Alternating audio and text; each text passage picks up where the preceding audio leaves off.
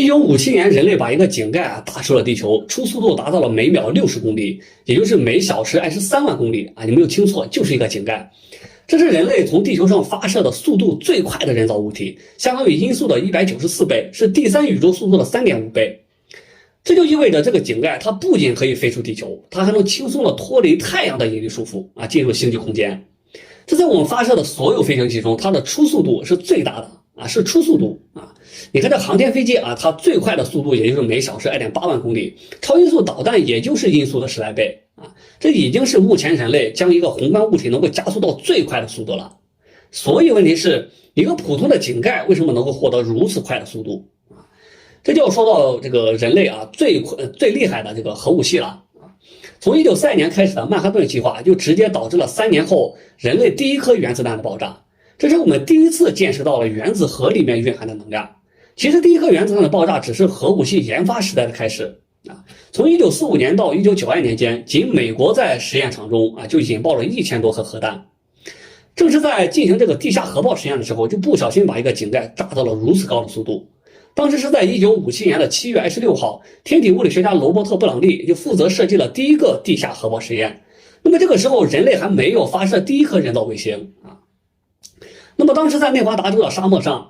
就挖了一个深150米、直径1.2米的深井啊，里面还注入了几万升的水来吸收爆炸的热量。在井口处，他们就装了一个厚度10公分啊、重900公斤的钢制井盖，用来控制这个核爆炸。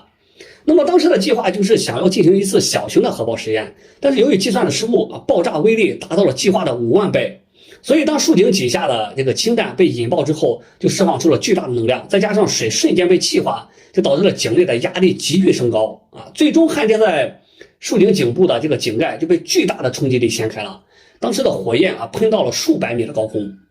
这就跟一个超级大炮是一样的啊，井盖就被喷了出去，然后就消失了。当时所有的人都大为震惊啊，都想知道这个井盖它去哪了，它的速度是多少。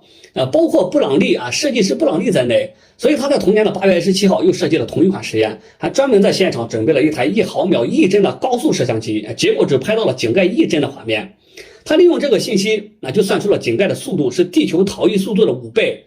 那么同年的10月4号，苏联才发射了世界上第一颗人造卫星斯普特尼克1号啊。所以说，虽然苏联是第一个发射卫星的国家，但布朗利可能是第一个向太空发射物体的人，而且是深空人造物体啊。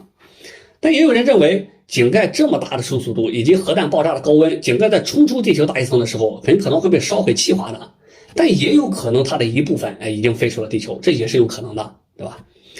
不过这里需要强调的是，这个井盖啊是人类发射的初速度最大的物体，但它不是目前速度最快的人造物体。因为我们在2018年发射的帕克探测器，在它不断靠近太阳的同时，它的速度啊现在已经达到了每小时53.2万公里。这才是目前人类这个最快的人造物体。好，那下面我们再说一下，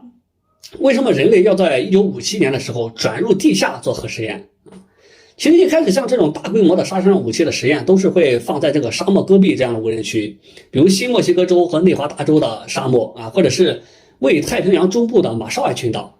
那现在我们看到的这个图片就是内华达州的实验场，可以看出地表已经被炸的是坑坑洼洼的。那么一开始所有的人考虑的都是核武器的威力啊，从来就没有想过这爆炸以后因为巨大的这个蘑菇云产生了放射性沉降物啊，对环境造成的危害。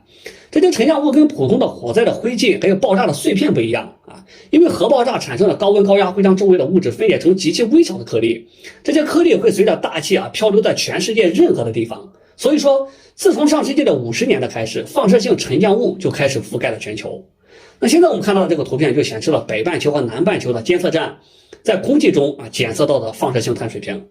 虽然这些测量是在地球的2极进行的但他们都讲述了同一个故事。放射性碳在上世纪60年代的中期就达到了峰值，几乎是自然含量的2倍，直到几十年后才慢慢的缩减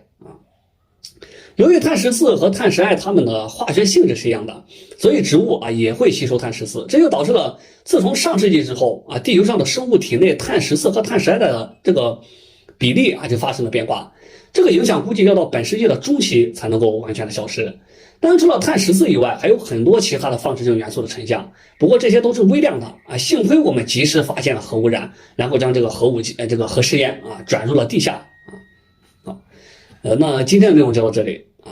当你下次仰望星空的时候，你应该会想到有一个井盖正在以每小时23万公里的速度正在远离地球，这是人类发射的第一个人造物体。好，